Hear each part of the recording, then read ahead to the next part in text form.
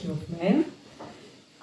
Ако това, което Георги прочете, беше словото срещу живота, това, което ще прочета аз, тематиката по-скоро е словото за живота. Това е на Рей Бредбъри, Дзен в изкуството да пишеш. Препоръчвам. Четох я някъде преди 7-8 години, сега ще прочета два от може би общо 4 откъса, които най-много от тази книга са се запечатали в съзнанието ми.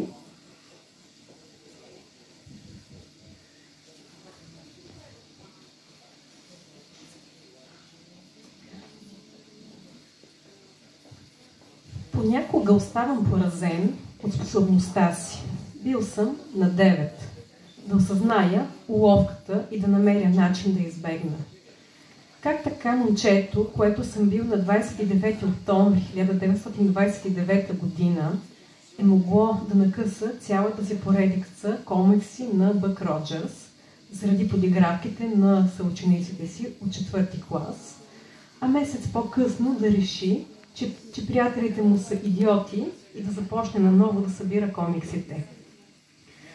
Откъде са дошли преценката и силата му?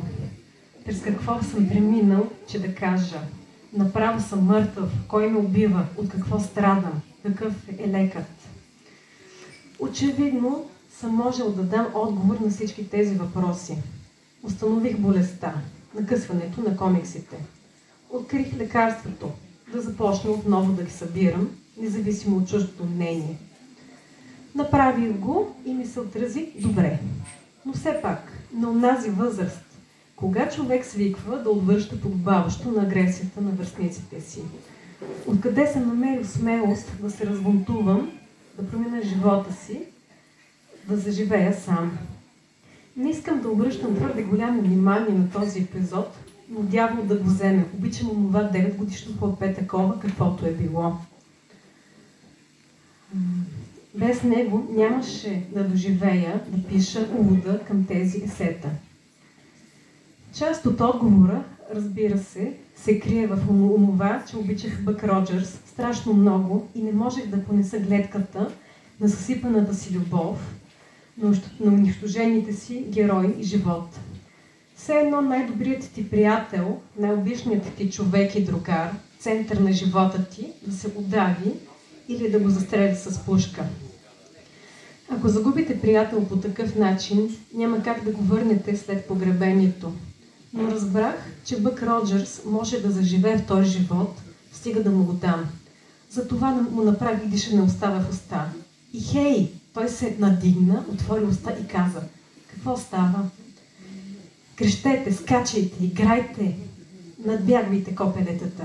Те никога няма да живеят като вас. Хайде, направете го. Само че аз не използвах езика на онези мръсници. Беше ми забранен. Целият ми ропот се събираше в краткото, но ударно по дяволите. Остани жив. Така че продължих да си събирам комиксите, влюбих се в панерите и в световните изложения и прописах. И на какво питате ни учи писането?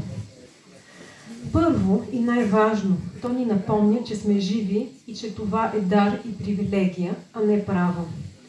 Трябва да спечелим живота си, щом веднъж са ни удостоили с него. Животът си иска отплатата, тъй като ни е благословил с въодушевление. Колкото и да ни се иска, нашето изкуство не може да ни спаси от войни, лишения, завист, алчност, старост и смърт. Но може да ни върне към живота сред всичко това.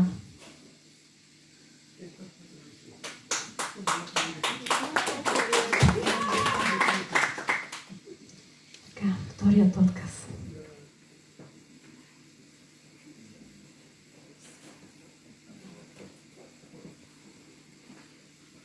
Кога всъщност започна всичко това? Писането имам предвид. Всичко се дойде на мястото през лятото и есента на 1932 година. По това време вече бях погълнал в огромни количества Бък Роджърс, романите на Едгар Райс Бароуз и нощният радиосериал Магиосникът Чандо. Чан редеше заклинания, призоваваше като медиум, извикваше в съзнанието далеко източни страни и необикновени места, които ме държаха буден нощ след нощ, докато се опитвах да възстановя по памет сценария на всяко предаване и да го запиша. Но цялата бърканица от магия, митове, падане при бронтозаврите, за да се изправя като ла от опар, всичко се и дойде на мястото, благодарение на един човек – мистър Електрико. Той пристигна заедно с един долнопробен увехтял панаир, съчетаните представления на братя Дил, за деня на труда през 1932 година. Бях на 12 години. В рамките на 3 последователни вечери, мистър Електрико сядаше на електрическият си стол, а през тялото му пускаха 10 милиарда волта ярко-синьо пръщящо напрежение. Той протягаше ръка към публиката, очите му горяха, бялата му коса беше штръкнала, а между разтворените му в усмивка зъби прескачаха искри.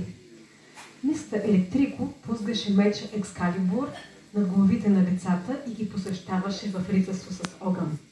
Щом стигна до мен, ме докосна по двете рамене и по върха на носа. Светкавицата прескочи в тялото ми. „Живей вечно!“ извика той. Реших, че това е най-великата идея, която някога съм чувал. Отидох да го видя на следващия ден с извинението, че фокусът, който купих от него за $4 не работи.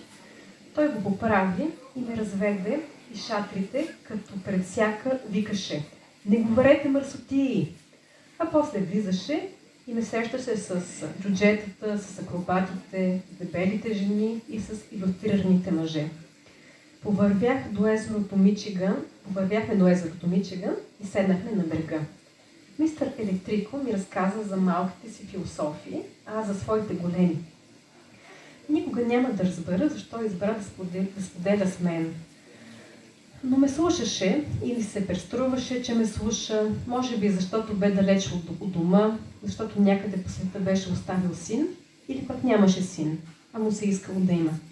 Както и да е, оказа се, че е разпопен презвитариански свещеник, живее в Кайро, щата Илинойс, и ме насърчи да му пиша, когато ми се прииска. Накрая ми сподели нещо специално. Срещали сме се и преди, каза ми. Ти беше най-добрият ми приятел във Франция през 1914 година и умря в ръцете ми в битката в Арденската гора същата година. Ето те отново, природен, в ново тяло и с ново име. Добре дошъл. Тръгнах си от срещата с мистър Електрико, като се уловявах от прекрасното усещане, че съм получил 2 дара. Живял съм и преди и са ми разказали за това и някак си съм се опитал да живея вечно. Няколко седмици по-късно започнах да пиша първите си разкази за планетата Марс. Не съм спрял до ден днешен. Бог да благослови мистър Електрико, катализатора, където и да е той.